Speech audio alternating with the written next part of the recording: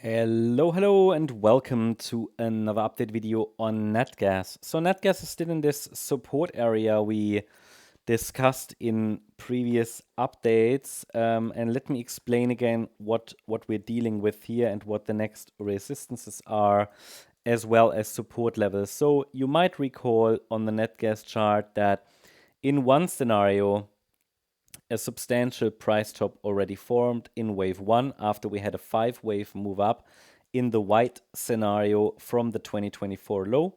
Wave 1, wave 2, wave 3, wave 4, wave 5. Possible wave 5, possible wave 4 was weak, but it's a 5-wave move up, so it might have topped indeed there on the, well, I think it's the 10th of March this year. And now we're dealing with this wave 2 pullback, A, B, C, and the C wave would be 5 waves.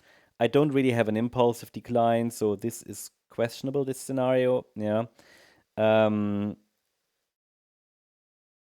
It could be something like that. We break down from here and then reach $2.40. If that happens and we break out below the lower boundary line of the trend channel, then I think we are heading towards 240. But I want to give the yellow scenario a chance, which would be one more upside extension, as long as we're holding above $3.09, $3.10, and as long as we avoid a decisive break below the lower boundary line of that trend channel.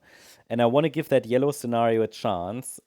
Here, wave 1, wave 2, wave 3, wave 4, wave 5, because the wave 4 here looks more healthy. And also because I actually can identify a micro 5-wave move up from that last swing low early in July. So this is what I want to focus on in this video.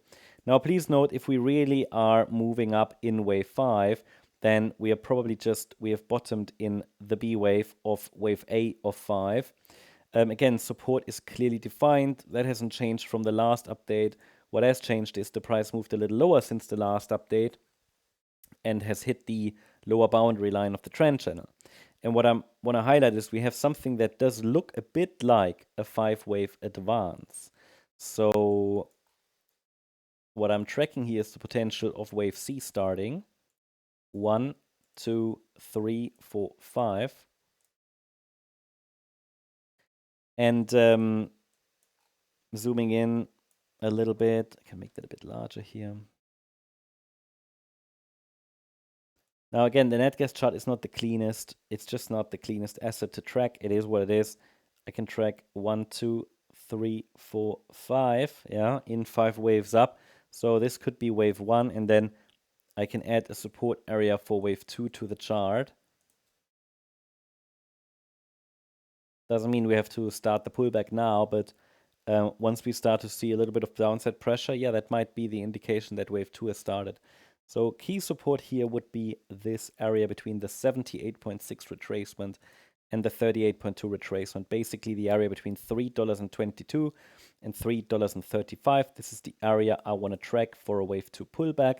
That means if at any point now, or as long as the price at any point now holds above 322, as long as that's the case, yeah, we can watch for higher prices, because this is a first potential micro 5-wave move up. It's, of course, a very small time frame, but it does look a little bit promising. Next resistances here, probably in this area structurally, yeah, around $3.57. But the more relevant one is up here, around $3.75. For now, I can track a micro 5-wave move up, and I'll keep an eye out for a 3-wave pullback in this wave 2.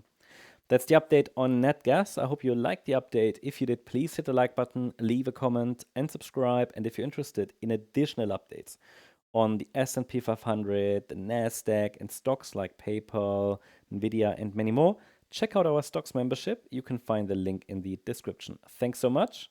Bye-bye.